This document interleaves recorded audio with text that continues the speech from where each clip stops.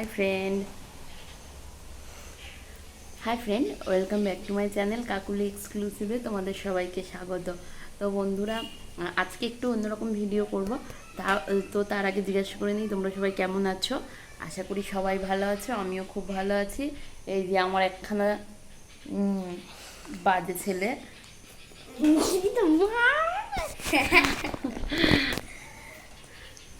তো বন্ধুরা, ভিডিওটা শুরু করি। চলো, প্রথমেই নিয়ে যাব তোমাদের ব্যালকানিতে দেখবে একটা জিনিস তোমাদের দেখাবো। চলো।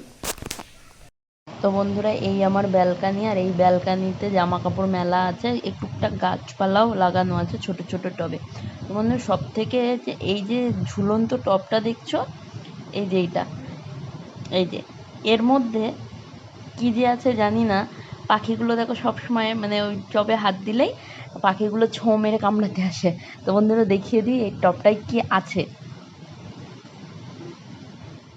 এই যে বন্ধুরা দেখো, বুলবুলি পাখি বাসা বেঁধেছে অনেক দিন আগে, মনে হয় 25-30 দিন হয়ে গেছে। তো ডিম পেড়েছিল। তো দেখো, আর এই পাখিটা সবসময় এই ইলেকট্রিক তারেই বসে থাকে।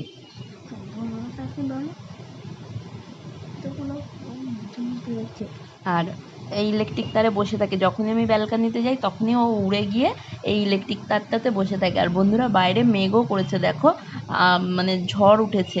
আর ঠিক ঘূর্ণিঝড় হয়েছিল বন্ধুরা রুমালের পরের দিন এই বাচ্চাগুলো দেখলাম ফুটে গেছে।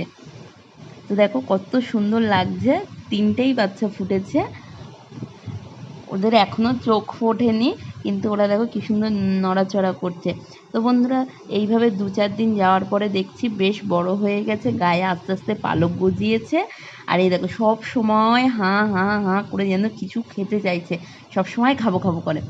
আর এই যে পাখিগুলো এই ইলেকট্রিক তারেই বসে থাকে, ওরা কোথাও যায় না। আর যখনই ওই টবে হাত বলার আওয়াজ পায় না, তখনই পাখিগুলো না একদম ছোঁ মেরে কামড়াতে আসে। ওর ধারে আশপাশে কোনো পাখিদেরই আসতে দেয় না। তো বন্ধুরা, ভিডিওটি ভালো লাগলে অবশ্যই একটা লাইক দিও।